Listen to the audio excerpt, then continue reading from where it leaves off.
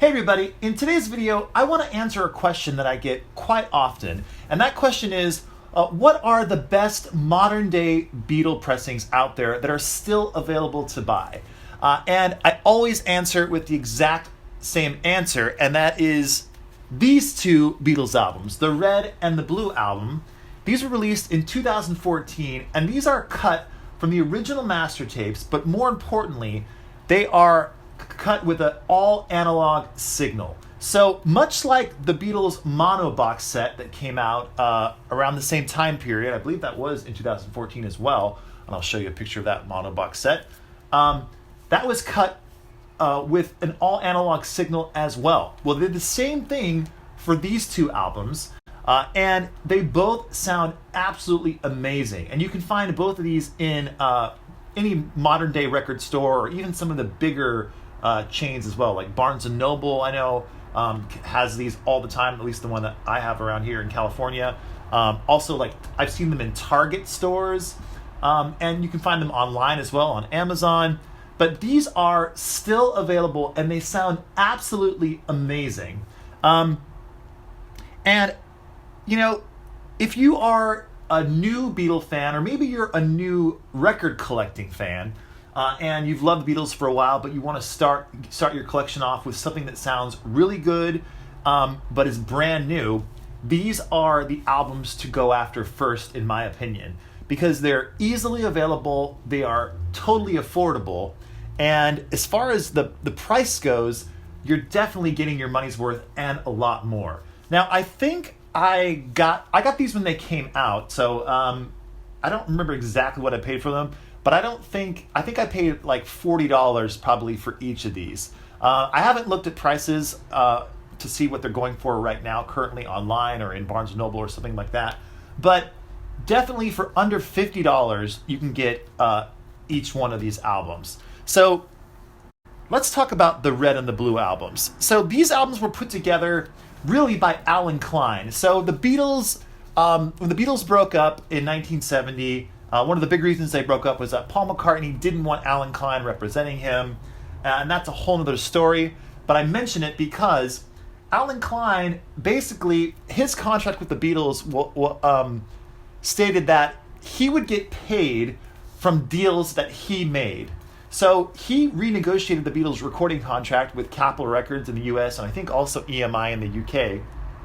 So when he did that, he got them a big increase on all the releases that they would put out. So one of the very first things Alan Klein ever did was put out the compilation album Hey Jude in the United States. And the real main reason he did that was to try to get some money flowing for the Beatles at the time. Because at the time they were going through all kinds of legal troubles, and they needed to get some money flowing in. And for himself, selfishly, all the money they earned off of Hey Jude, he would get a percentage of that money, because that was a deal that he negotiated. So similarly, with the Red and the Blue albums, he wanted to put together a greatest hits album for the Beatles, because there were a bunch of bootleg greatest hits albums currently out in the market around the time period that these were released. I believe these were released in 1973. I could be wrong with that, but I believe they're 73. But around the early 70s, there were a bunch of random bootlegs floating around that were kind of like these albums. I think they were called like Alpha Omega. I'll put some pictures of those up over here. I actually have one of them over here in my record shelf, on the bottom shelf there. They don't sound all that great, I gotta say, but I picked one up a couple years ago. But those were out on the market. So they wanted to put out an official Beatles release that was like a greatest hits. So Alan Klein got some of his people together, and they put together the track listing for these two albums. And I gotta say, I think both of these albums have fantastic song selections. They really cover the Beatles' career from the very beginning until the very, very end. And they're very, very fair, I think, with covering, obviously, a lot of the hits, because the Beatles had tons of hits, but also going deep into some album tracks. Like, there's a lot of tracks from Rubber Soul on the Red album. There's a good amount of tracks from the White album on the Blue album. It's confusing saying all these different colored album names. And the other thing I want to mention is they really are generous in representing George Harrison as well, because let's face it, George Harrison gets overlooked a lot when it comes to Beatles' greatest hits packages. But these two albums represent his songwriting in a fantastic way, I believe. So those are some big, I think, great reasons to pick up these compilations, because they represent the Beatles' career so wonderfully. And the other thing that is excellent about these compilations is the way they were put together. So these two shots, in my opinion, are just so fantastic, and they represent the Beatles so well, their career. So you have this is an outtake from their Please Please Me album cover, obviously the Red Album, and then when they were putting together the Get Back album / Let It Be album in 1969, they wanted to reproduce the Please Please Me album cover, so they went back and got the same photographer and took the photo again, and they tried to pose it identically, or have an identical shot, and that's what they came up with for this. They didn't end up releasing that Get Back album, as I'm sure a lot of you know, but they were going to use that photo for the Glenn Johns mix of the Get Back album, which you can now find in the Beatles Let It Be Super Deluxe Edition box set, which I've talked about many times on this channel. But at the time, in 1969, they passed over the Get Back project.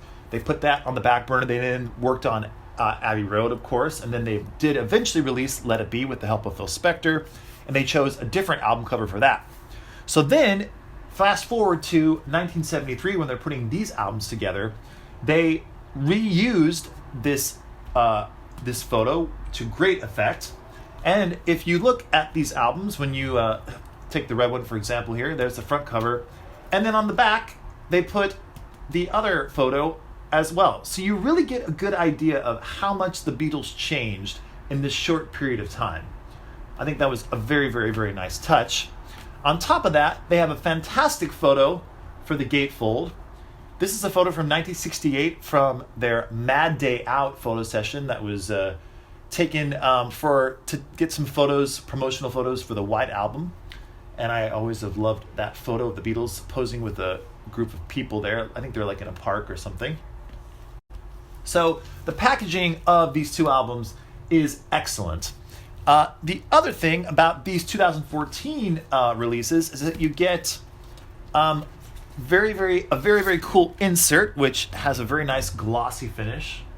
And by the way, I know a lot of people have recently been commenting on some of my videos saying, like, you don't get close enough to the camera, you don't show good close-ups of the records and all that kind of stuff. Well, I'm going to try to be better about that. So here we go. There is the insert, the front, and the other side. I might have got that reversed. I think this is the front side and this is the back side. But a very, very cool insert, good photos, and a very, very good write-up just describing just their career from the years 1962 to 1966. And then also, each of the records has a great inner sleeve here that comes with the song lyrics, which is very nice to have. And then I'll show you what the records look like. Here is record one, side one. I'm going to get close. There it is.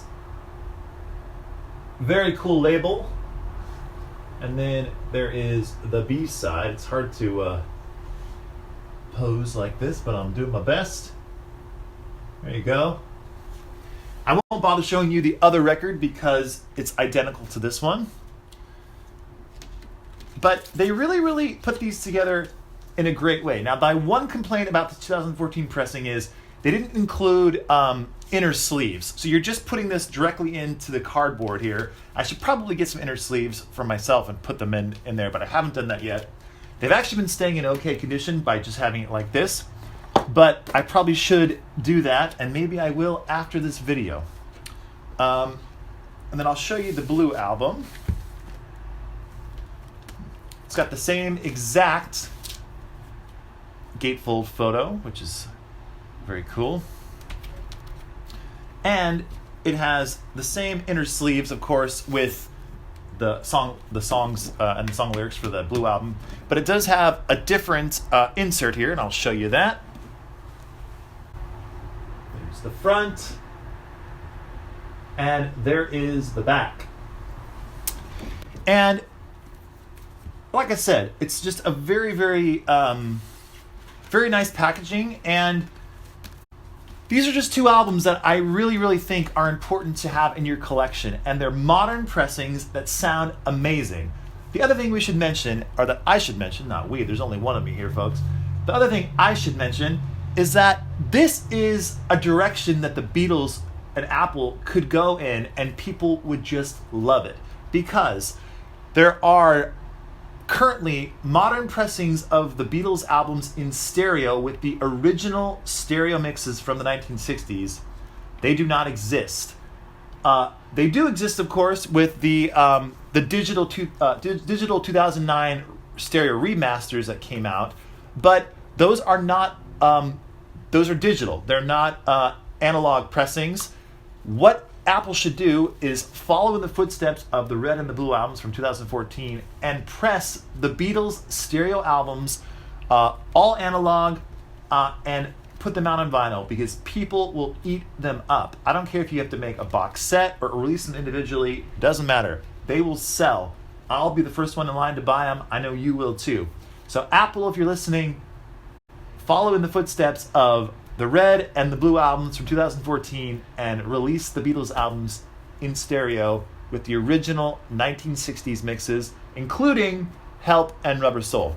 So, just a quick little, just throwing that out there into the world. Hopefully maybe someone hears that has some kind of pull and push at Apple, and they will actually do that. So, we'll see.